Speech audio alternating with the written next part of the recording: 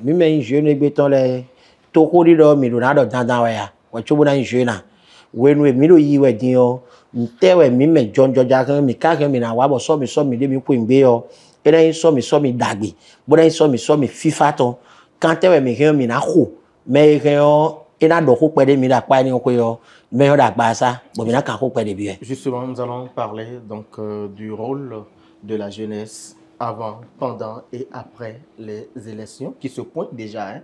Les élections se pointent déjà. Bonsoir une fois encore à notre invité. Bonsoir Sécu. Bonsoir Patrick. Bonsoir c'est autorité. Bien quand bien autorité pour le mériter avec rien à yon jeune. Mais des boutiques qui dans le jeune. OK. Merci à vous. Merci de m'avoir encore invité à intervenir sur votre émission ce soir. Je profite de l'occasion, comme à mon habitude, pour remercier la promotrice de cette chaîne et vous tous qui travaillez ici de jour comme de nuit pour nous donner une information de qualité. Merci. Alors,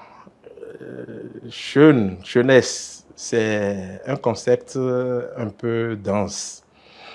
Mais suivant les Nations Unies, la jeunesse, c'est entre 15 et 24 ans. C'est ce que les Nations Unies disent. Mais si on doit recourir un peu au dictionnaire, la jeunesse est la période entre l'adolescence et l'âge adulte. On est âge adulte, mais les soins dans l'intermédiaire, on va en bas des mains. Eh oui, mais de là qu'il y a des adultes de 70 ans. Donc 69 ans, et pour le jeune, il y a des adultes, mais dans l'intermédiaire, on va en bas des mains. En gros, c'est adolescence, mais mon adolescence est une période de turbulence. C'est ça. A aussi fini en réseau jeune. Donc, à réseau adulte, ça suppose que tu atteins une certaine maturité, tu atteins une certaine sagesse, tu atteins une certaine autonomie. Donc, c'est la période qui te permet de rentrer en activité jusqu'à avoir une certaine stabilité dans ton activité. C'est ça qu'on peut simplement définir comme la période de la jeunesse. C'est la jeunesse. Il y a John Georgia. Adjo.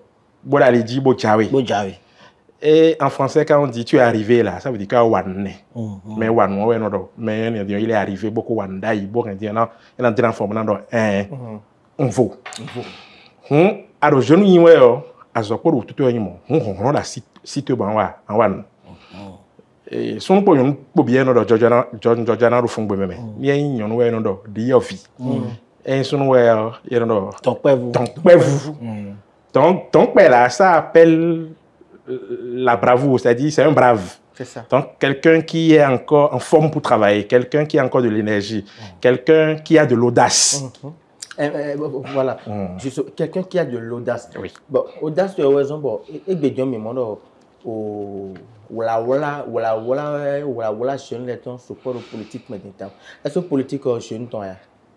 Politique. Bon, mais plutôt en politique, mais bien, on a politique, mais bien, ouais. Le politique, tu as dit d'ailleurs. Ni il y a eu du tout de même. Bon, il te vient. Saint Dodo, Tomiton, Benetton, on a eu actuellement rien de horo, Tohome. Déjà quand John Ja, bon jeune, bon bravo. On tout est à donner, bon à blo todo na. En zan on tout est bon bateau na. En zan on tout est bon à to blena. On a situé mais on conduit les il y a plan oui. Bon à guider oui. Bon zan on réunion bon à wa to aussi en soda. Den bon ne. Di dessin de do na oui, a che. Bon do ho to ho gomen. Ado a che. Bon kan hobio mais ko politique blouele, c'est-à-dire mais il so bon yero tende mais bro azawan to eleve ado a che. Bona blo proposition yé bona do ho yé. Ado a che. Bon nous quand jeune lè nous hudo jeunesse ton lè en don yé. Ale da che bona le bio e compte. Do e awan kaka bo e de yidon. Ada che bona no kan bio yé do nous academy do mi je no mi na blo akaro biblo de di we. Bon, il y a des gens qui ont été mais aujourd'hui, le constat est vraiment désolant. Bon, je ne l'ai pas politique qui roule, mais toujours acteur politique. Non seulement ça, mais maman sommes diarrhée. Ni non mais tête donc vous non. Zizanté avant période électorale, pendant et après parce que mes modos tant les mené dans le pont de 12 ouais. Non so gbagba pa lopo. On s'est pavé bon banu bi. Era chermi. L'idée me le bon, ça me semble si vraiment attend ouais. Il y a la période préélectorale, la période électorale et la période post-électorale. Et la loi encadre, le code électoral encadre chacune de ces étapes-là. Là où nous sommes maintenant, on peut dire que nous sommes en période préélectorale. Et nous devons travailler, les jeunes doivent travailler à promouvoir la paix. Promouvoir la paix, c'est quoi? C'est dans nos comportements, c'est dans nos écrits. Aujourd'hui, le canal que la jeunesse utilise le plus, on le sait, ce sont les réseaux sociaux. Tout à fait. Et les jeunes sont tout le temps sur les réseaux sociaux. La conversation que je peux avoir, que nous pouvons avoir en privé, ce n'est pas le même type de conversation que nous devons amener sur les réseaux sociaux. Parce que sur les réseaux sociaux, c'est tout le monde qui a accès, c'est tout le monde qui est là-bas. Et une information qu'on donne au peuple doit être bien traitée et bien analysée avant d'être relayée. Ni bado FIFA na tomito me me desu wena sin e do me vona go sin file vobara don ya tomito me ya horo pole wu mi kendo le ya le yo e ren na zombo ho ya na tomito ho ka wa to me yo e na kwedo meti we ya me jeune we ya vieux we ya sun we ya nyon we ya me desi do na ton se kweto ngbe ka chi wona do mi na bande mi na do wa e gbedin ma o kana mi bo ye me do fine din le ye wa zoro to o bo to yon pon bo ni mitero khelo kholo miton do buru ndela don mi le au moins mi non ton bono waso bono ti aba bo vivode ni ho ya ka to me yo me so si lo fide na yiwe ka chubo ndudu vivo mi na mo na duwa noe mi na do chubo en période préélectorale le yo bi do na inu bo mi na only time ponde o kanji wa chubo na no zero to waji bi do na ho FIFA kan noe kan jeune le do période pré-électoral. Bon, période de pognon, mais la mode, mais les lettres d'imbo, yeko, ils sont mis point. Bon, dingue, do oui, il y a ils sont mis on. Oui, à Rosuna, tu as l'automite, mais ben, ils sont mis ouais, oui, à photo point à temps, 18 ans. Même à quoi, moi, quand on point là, mais mais que do oui, on va y aller, mais on sait quoi, brando hunye, brando y est ah. À main tombeau y voter à cho aro nkedo toto isi home ya ne we so me le wanu me na arugan we baka so siro ko de na ndo ya pre ya hom mi de na do ho bana sensibiliser me ni le bon yiri ton bonu me keke ni tombo y voter do vote wan achero po de sen na mi bo nde gble ka bi ne ma ro to me ya mi me na kende una ne fina rien bon bon fina bana iken hom nde ma yo no konto me ya mune wa dozo kabi noé a hosublo ali a hosublo toto kwe kabi fide wa igba bana khale nde kunyo ko mitome ya noé no zomba no khale nde kunyo ko mitome o kabi nde dron ko mitome o vote e we no blo de démocratie mais bon khale no koton on noé mi do na blo en période préélectorale ne élection wenu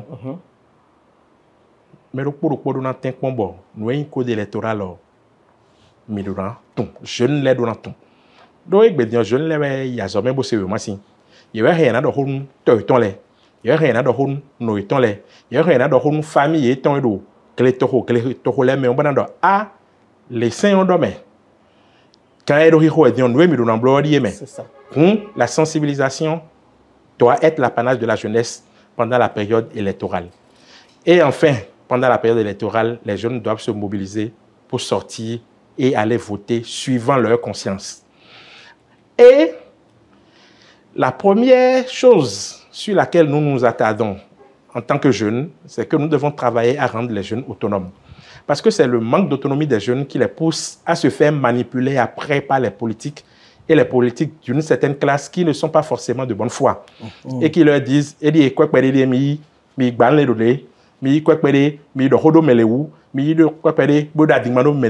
jeunesse doit faire preuve de conscience. De conscience. Et ne pas se laisser manipuler. Parce que quand il y a des gens qui ont donné des signes, e va je so to tu na gbele bo ko ro pono we kana la responsable na ino fia ma do na so pe na sin pe video tubo a hen pe to gbele on mi me jeune le mi so do igbe mon coton c'est que so que ma ka ko ko bi o ga mi dele to no ko enu mi ka no pleto jeune le jonjo jale bono se aye ton do mon coton le ya mi do mon coton bleu de so igbe ndia e yin do dino mi na do dino election e jawe zombo mi do mon coton bleu ya mi de dinyo mi se beta ro porote e no yo beta do jeune pour jeune bo si ko ya to mo ri yo beta mon coton ko tin boko no do hodon e jonjo jalawe e ka yin hodon ye kere we ya do mi ni ta mi pon mi do me le do mi kun do aso de da lo mburu wa we bo ne e ka si do to ho na do gon we e ma do aso de bona wa ni me de ve wa bo hen chakiro po ka bi pon ko sin file yo me yo hen na fulu ye si mo na do yi ko lo bo blo le mi bo blo nya le mi be na problem ton fine we mi de tameli mi ton sin we bo do e te na blo din bon je ne l'ai na je si en français on parle de l'autonomisation des jeunes c'est ça donc mi pon mi modo ndewa ibo to ga mi ton li fian pere tin ba yo ro gagne gagne zombo je ne le ke so plan so do aso de ya lo no mi do home je ne le ke bo fruit pledo peta mon quand on est dans yo jeune pour je dormir bo ba centre de formation yeme keki bono se do ba no i fi mon quand on les bono plan alors nous zo ba no i kwede Russia bon ni eton lo mi no le pon me ho pede de to me bodo moyen pede le ben no accompagner bon you no monter bon installer de bon dia so clean de wati bon monter mon dun bon famille ton dun ni a dia wede si bodo ne bodo wa be yo me de so se wa fulu e pon pede ko plan do ya e do nzo e blon le ya ton fille mi dem yo be sin ko ya ton li yo li vous marchez nous pour jeunes tout à fait mais des mécanismes tendance au moment où membre jeune retour à ordinaire jeune we na hoto mi si no fit mboko do mais de ndewa imbo minando tonjo jala bikoro bibio e dinyo so yin gbende ya si on veut mi de on contrôle bo dia vivoté dio mais non mondo me ho mi ton le dien hen to de ka hen kon ka fit dinyo nyala ba mi non ipa bo plan zoro ipa ba gbe dinyo de so wa kon ya modo me lo le dinyo afo e de ka fit dinyo so nyala mais na tu donnes yebna pondé dans bon bon to gagne au fin de dinero mais c'est dali de diwe mais si do fiti mbrando mo jena nya me mi na ha we do ni gbomo bon ni jeune wai to lo mi o ma for mi mais le dire de so mi o ma for ton idée c'est beau monde e nu yo je we da siton e de na kan we zumbra van kan bra wa so bo to ren kon bon e do asiton be ka e do kuno ya mi me keke kan we zumbro ku do ton bro tameli hewe bo de mi na blogun bo nous on a déjà l'homme tomé bon mina nyonzan bon me hole na gudo mi tomé na pour conseiller na miebo de mina blogon tourner une kon yero etonde we mi modo no ko tontion nous dagbe tanwe do au fait mi do choix de boua mi do choix parce que mina modo mais do ko mi de ton egbe din le yo mi non si me ron kon mi le c'est ça mina modo mi kon bousculer yo mi non kon do ha yede mais me mi de boudule yo e do mi si mon coton mi kan flamme ben ye do patience de mi do ni mi dem yo ayi no di bo ma gandi ya ye da libla do ban mi bana do mi wai mi na lombo na gbele ya donc jeune donnant do dans le conscient elle a le conscient bona mesurer responsabilité des soignants bon mais kado no na iwe den de so ye tundo ni mi mablo gandi ya me rugudo no mi le kuna de kado de bunu mi o hun je obligé bana gandi we na inoko e kana chepe kaka o pas o amama ko fo no media ko fo bon o mera ho ali no level de e si wa fi sama na o conseil o jeune mi tole ni ko fi fo le dion dudu était peut-être était que zizate me kado ansan bo ma bande bo du pombulo na yin asin so no so no ko ya fo dion je le mi je su mi tun lo we ma na du ale bi we no da khioji bo eno nya gboje gbogbo no dudu eno mo do epo eno mo do epo ela ched mi liquidation le po ni promotion e bi fi na gofi bi ni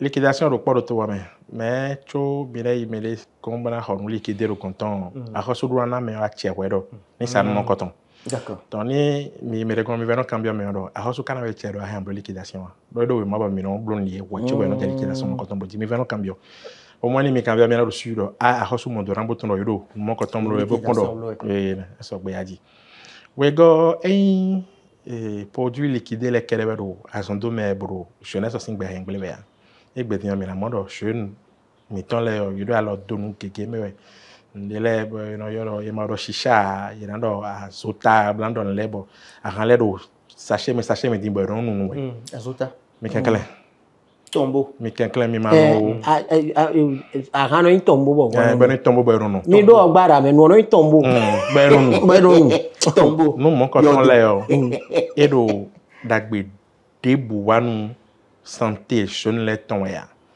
do était bloto do peto jena nome bona du peton ni mi ka wole zan no boze humide na mi se do to mena no ya mi ka si do pena no e bona bénéficier no wa mi le yo ahun mi kenklen fin d'année dion jeune le yo yeni cho no glegle azo glegle we ya ahan glegle no do anya do hoi to yo ama besoin bona do mi na ze mi le do etare wo ko bona do hoi ne e ma ko na we ba fondo ko yo me yo de ano ko no bon dia no bon en fidèle juro bon yo ayi mala tia wa podo me do pato le po bona do kun ma wo do fon we bona le bi do we de jawe dion ni le wa da gbe no wo no no kanji wa da gbe no wo mo hun pe dudu o yin do ahanu nu ke nu we manazan les gens we ya donc message na vraiment don no viti jeune le badante jeune le ni bon puis planter au carrefour les ji no ni bon la meno no ni bon la meno atike kui enye do dia le ni bon puis planter bon we ka yo no yi atike kui para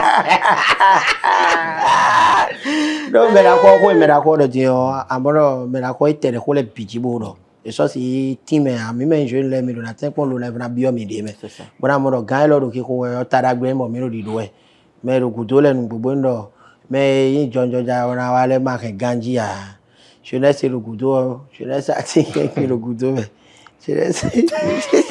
jeunesse nu do la me le gudo me mi na cambio me na ko do ko te do na so ta no wa mi to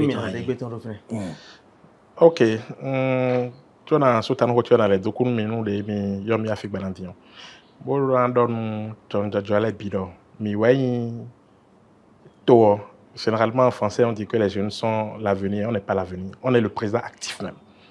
Ce sont les jeunes qui font la nation, puisque ce sont les jeunes qui ont la force de travailler, ce sont eux qui construisent la nation. Alors, cette force-là, il ne faut pas que nous l'utilisions plutôt pour détruire la nation, il faut que nous l'utilisions pour construire notre nation.